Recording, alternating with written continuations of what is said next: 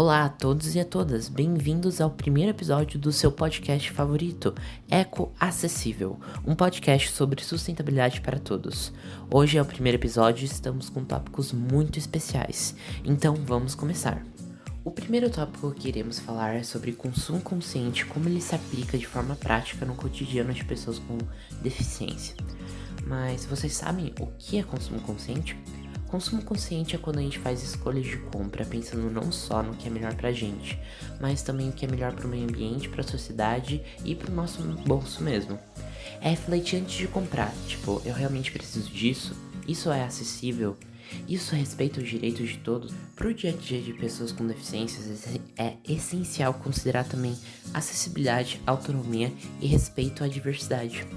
Por exemplo, antes de comprar um eletrodoméstico, uma roupa, um celular, vale a pena ver se aquele produto é de fácil acesso para pessoas com deficiência. Por exemplo, micro-ondas que tem botões em relevo ou tem avisos por voz, que é muito bom para pessoas com deficiência visual, que ajuda a promover a inclusão e autonomia. Você também pode dar preferência para marcas que contratam pessoas com deficiência, que oferecem atendimento inclusivo e que investem em acessibilidade. Isso é uma forma muito boa de usar o consumo consciente e seu dinheiro vai estar ajudando e apoiando a causa. Outra coisa que vocês que é possível de fazer é reutilizar produtos utilizando criatividade. Dá para adaptar alguns objetos para tornar eles mais funcionais. Outra coisa que é possível fazer é comprar produtos com embalagens mais fáceis de abrir. Isso vai estar apoiando a marca para ela fazer mais coisas disso, porque muitas pessoas com deficiências têm dificuldade para abrir embalagens para poder consumir o produto. Agora vamos falar sobre tecnologia assistiva e sustentabilidade. E também falaremos sobre como é possível reaproveitar materiais eletrônicos e aplicar os princípios do design circular. Tudo isso com foco na inclusão das pessoas com deficiências. A primeira coisa que eu preciso fazer é explicar o que é tecnologia assistiva para vocês. Tecnologia assistiva é todo produto, recurso, serviço ou estratégia que ajuda a ampliar a autonomia e a participação de pessoas com deficiência. Pode ser algo super tecnológico como uma cadeira de rodas motorizada de última geração ou algo simples como um talher adaptado. Mas tem muitos desafios hoje em dia porque essas tecnologias são caras e em alguns casos inacessíveis para a maioria das pessoas. É aí que tem uma peça-chave que é a sustentabilidade e o reaproveitamento. Sabe, tipo, um celular antigo, um mouse quebrado ou um teclado que não é mais utilizado? Ele pode ser reutilizado para criar soluções assistivas. Como, por exemplo, um joystick de um videogame pode se transformar em controle adaptador para pessoas com mobilidade reduzida. Um mouse pode virar um comando de acessibilidade para movimentar uma cadeira de rodas ou próteses. Celulares quebrados podem ser usados como interfaces de voz ou alarmes adaptados, usando sensores que ainda estejam funcionando.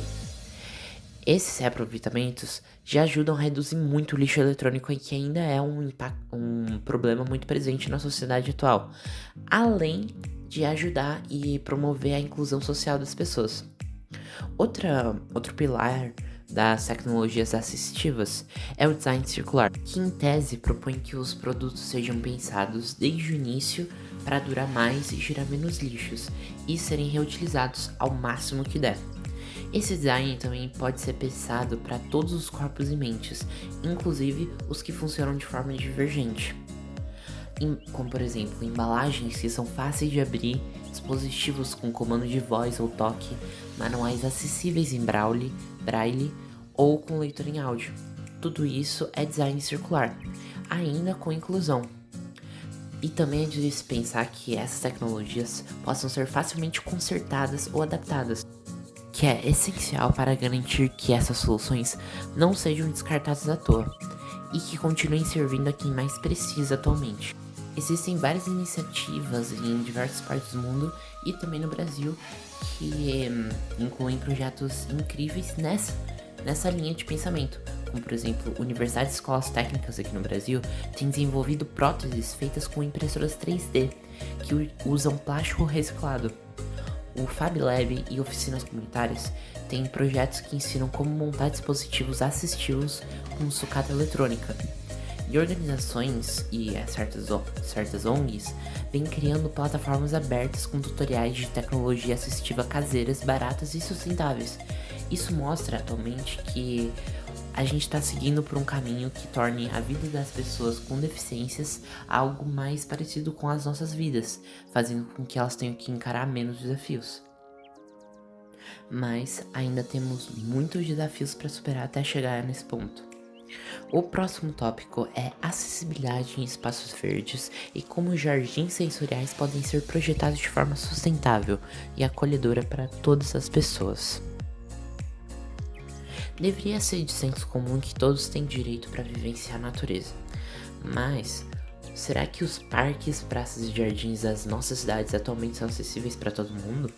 Muitas vezes, pessoas com deficiência enfrentam obstáculos como caminhos esburacados com degraus, falta de sinalização tátil ou sonora, jardins com placas apenas visuais, banheiros mobiliários sem adaptação, e dentre diversos outros. Isso afasta justamente quem mais poderia se beneficiar do contato com a natureza, seja para lazer, saúde mental ou até mesmo reabilitação física. Os jardins sensoriais, eles são espaços que foram pensados para estimular os 5 sentidos: visão, audição, tato, olfato e paladar. Isso é muito interessante, porque eles favorecem a inclusão naturalmente. Eles permitem diferentes formas de interação com o meio ambiente. Por exemplo, plantas aromáticas como hortelã, lavanda, alecrim, texturas variadas no chão e nas folhas, chocalho de bambu ou fontes de água, cores vibrantes, árvores frutíferas ou hortas acessíveis. Na prática, para um espaço verde ser acessível e ecológico, ele precisa ter algumas coisas como caminhos largos, planos e com piso tátil para permitir o tráfego de pessoas com diversas características, sinalização em braille e com contraste visual para pessoas que tenham deficiências visuais, elementos sonoros e painéis interativos para enriquecer a experiência de pessoas com deficiência sensorial ou intelectual, uso de espécies nativas e sistemas de captação de água da chuva. Isso ajuda a manter a sustentabilidade e preservar o ecossistema local.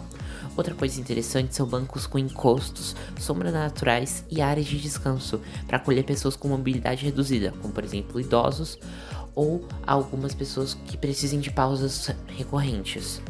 E algo importante é escutar também as pessoas com deficiências no processo de criação. Todo mundo melhora escutando feedback. Então, se essas pessoas fizerem parte do processo criativo, provavelmente será muito mais eficiente, inclusive do que se elas não estivessem lá. A gente consegue ver algumas características como essa em alguns locais no Brasil, como por exemplo no Parque Ibirapuera, que conta com algumas áreas adaptadas com piso tátil, acesso suaves e sinalização inclusiva. Ele fica em São Paulo. Aqui em Curitiba também tem alguns projetos de hortas urbanas acessíveis que têm envolvido pessoas com deficiência em oficinas e multirões sustentáveis, e em várias escolas e instituições, jardins sensoriais têm sido usados como recurso terapêutico, educativo e promovendo um bem-estar e inclusão para os alunos. Agora eu vou falar de um tópico muito importante, que são como as pessoas com deficiência têm sido afetadas, na verdade sendo ignoradas na maioria das políticas de produção sustentável. A sustentabilidade é uma palavra muito bonita que está em todo lugar, mas ela não está incluindo todas as pessoas. Por exemplo, atualmente, como eu falei antes, tem diversas embalagens difíceis de abrir para pessoas sem sensibilidade visual ou tátil, espaços ecológicos que não têm acessibilidade física, como rampas, sinalização tátil ou banheiros adaptados, iniciativas de reciclagem ou hortas comunitárias que não pensam na participação de pessoas com mobilidade reduzida, deficiência intelectual ou visual. Em tese, sustentabilidade não é apenas sobre meio ambiente, também sobre justiça social, econômica e ambiental, todas juntas. Isso inclui garantir que todas as pessoas tenham acesso a oportunidades, produtos e ambientes gerados por essas políticas. Atualmente, políticas sustentáveis ignoram a acessibilidade. Elas não são sustentáveis de verdade, porque deixam de lado uma parte muito importante da população. Por exemplo, só no Brasil, são mais de 18 milhões de pessoas com algum tipo de deficiência, que muito provavelmente são deixadas de lado em medidas envolvendo sustentabilidade. Mas uma boa notícia é que tem algumas mudanças que são possíveis de fazer para começar a mudar isso. Por exemplo, incluir pessoas com deficiência na criação e avaliação de políticas públicas, ambientais e sociais, para que elas compartilhem o ponto de vista delas e assim melhorando a acessibilidade para todos. Garantir também a acessibilidade nos produtos sustentáveis, como por exemplo o que eu tinha falado antes de embalagem em braille, textos com contraste visual, comandos por voz ou toque e tamanhos e formatos pensados para todos os corpos e mentes. Adaptar espaços sustentáveis como hortas, feiras, mercados, áreas verdes para ter acesso garantido para todos os tipos de pessoas. Outra coisa muito importante é formar profissionais com um olhar inclusivo e sustentável, desde designers até engenheiros que consigam fazer a parte deles para incluir essas pessoas. Também é de extrema importância incentivar lideranças de pessoas com deficiências no campo da sustentabilidade. Mas ainda assim, com muitos desafios, tem alguns exemplos de coisas boas acontecendo, como por exemplo, cooperativas de reciclagem que estão contratando pessoas com deficiências com o intuito de adaptar o ambiente de trabalho, projetos de hortas comunitárias acessíveis com canteiros elevados e ferramentas adaptadas, empresas que estão começando a investir em design inclusivo para produtos ecológicos, e ainda é pouco, mas já é alguma coisa. Essas iniciativas elas demonstram como a mudança ainda está acontecendo, mas ela precisa ser fomentada para não morrer. Então foi isso, muito obrigado, espero que tenham gostado.